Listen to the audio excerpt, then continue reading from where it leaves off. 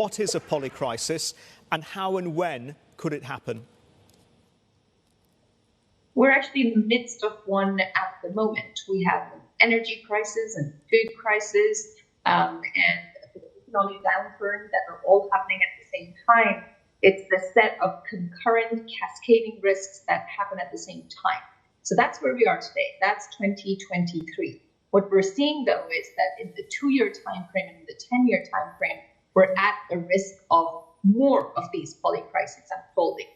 2 years out, there's still a concern among the experts that we surveyed that cost of living is going to be number one, but at the same time, a big risk of natural disasters. 10 years out, it's all about climate. What then can the great and good that are gathering at the World Economic Forum in Davos do to mitigate these risks, Saadia? And in terms of the policy prescription, it just feels to many around the world who have been struggling with inequality, the cost of living crisis, the ramifications of inflation and climate change, that our leaders have been asleep at the wheel.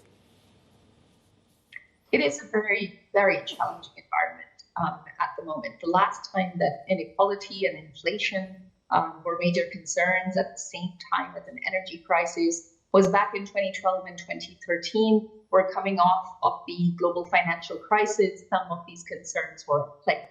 But much of this is not something that today's generation of leaders has experienced. And even those that have are now facing a whole new set of risks and threats, whether that is climate or whether that's technological change. So it is a very complex environment to be in.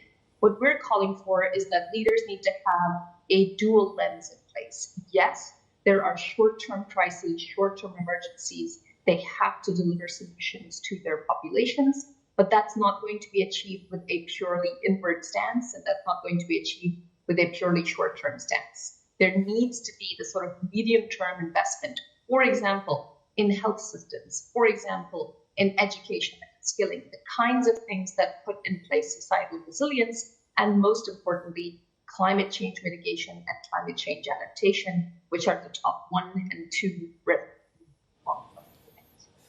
Saadia, Martin here. Short term, in the here and now, I think you both, you and Sri were just talking about the food crisis and also the energy crisis.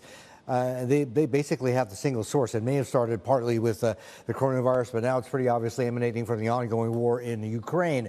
Let me ask you, do you think that how much of a part of the conversation is that going to be at this year's Davos? The war, I mean.